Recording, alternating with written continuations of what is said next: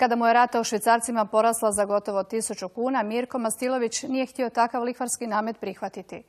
U banci je tražio objašnjenje zbog povećanja rate, no nitko ga nije htio saslušati. Tužio ih je i nakon 2 godine sudskog spora presuda je riješena u njegovu korist.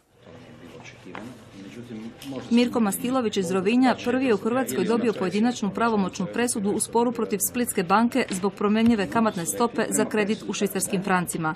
Kada je 2005. godine podignuo kredit, rata je bila oko 2200 kuna, a ugovorene kamate iznosile su 6,88%. No s godinama kamate su bile sve veće.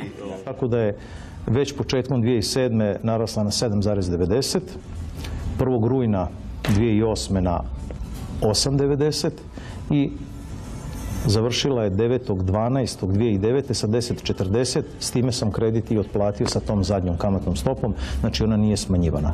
S obzirom na to da je odvjetnik po struci, Mirko je prvo pokušao pregovarati s bankom oko vraćanja preplaćenog novca, no banka nije imala volje za razgovor. Jednostavno sam tada odlučio isplatiti kredit, jer je iznos bio zaista mali, već na kraju je bio kredit. Otplatio sam ga u cijelosti, poslao im opomenu pred tužbu i tužio u Splitu. Tužba je podnijeta u srpnju 2012. godine. 2 godine poslije dobio je spor. Prema zakonu o zaštiti potrošača, banka je svojim nelojalnim ponašanjem klijenta dovela u situaciju da nije mogao procijeniti koje su moguće posljedice potpisanog ugovora. Dio ugovora o kreditu koji se odnosi na promjenjivu kamatu je proglašen ništetnim zato što je banka na jedan nelojalan način dovela klijenta koji je potrošač u neravnopravan položaj. Glavna je jedna od glavnih načela građanskog prava je da stranke koje pregovaraju moraju biti u jednakim pozicijama. Kako im je u prvostupanjskom postupku zahtjev odbijen, pitanje je što bi se dogodilo da na Visokom trgovačkom sudu u Zagrebu nije u međuvremenu donesena pravomoćna presuda u korist kolektivne tužbe Udruge Franak. Da nije postojala mogućnost da se vodi udružna tužba, to je jedan institut koji je novost čak i za europsko pravo, o tome se govori uopće tek zadnjih 20 godina, da nije bilo mogućnosti da se na takav način vodi postupak pred Trgovačkim sudom u Zagrebu i Visokim trgovačkim sudom, mi bismo vrlo teško došli do ovog rezultata. Banka je odmah platila sudske troškove, no još nije vratila preplaćeni novac. Mirko je angažirao sudskog vještaka da napravi obračun preplaćenog iznosa, pa se sada čeka izračun banke. Ja sam u tužbi naznačio vrijednost predmeta spora na 20.000 kuna. Ja mislim da se to kreće u tim granicama, možda nešto manje, možda nešto više, ali mislim da je to. Tako da je za banku to, pretpostavljam, vrlo mali iznos. Pitanje je principa samo, da li će banka to htjeti ili ne, ali ja sam uvjeren da će banka to, vjerojatno oni to sad obračunavaju. Iako još nije sve gotovo, ova pravomoćna presuda daje nadu i ostalim pojedinačnim tužiteljima. Zna se od kojeg datuma do kojeg datuma su ugovori o kreditima sa klauzulom u švicarskim francima iz pojedine banke ništetni. Tako da sam uvjeren da će se na ovakav način suditi i u svim drugim slučajevima.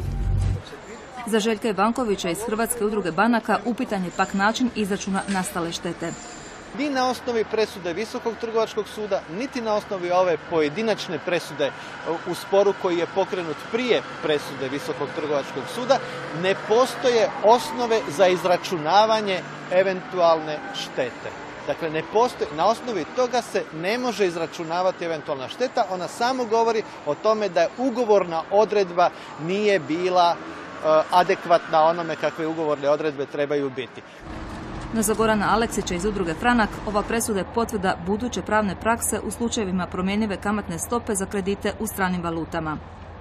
To može biti dodatni element u svakom sudskom sporu privatnom za zahtijevanje preplaćenih iznosa kamata. I to je u stvari jako dobro, jer privatna pravomoćna presuda je jedan novi moment u ovim našim događanjima.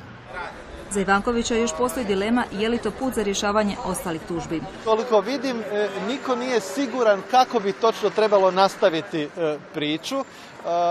Očito nisu sigurni ni dužnici jer nekih daljnjih poteza nema, nekakvih u pravosudnom smislu riječi. Na udruzi Franak borba se nastavlja. Pokrenuta je nova inicijativa za promjenu zakona o potrošačkom kreditiranju. Iako je zakon izmijenjen početkom godine, traži se propisivanje metodologije za izračun promjenjivog parametra i fiksnog dijela kamate u kreditima u kojima to nije ugovoreno. Fali metodologija. jer ne mogu se dužnik i banka dogovoriti o metodologiji budući da su oni dvije ugovorne strane. Znači mora treća strana, to je zakon, to je država, ona mora odrediti metodologiju. Zakonske izmjene ćemo pričekati, ali novih sudskih presuda u sličnim tužbama sigurno će biti sve više i više.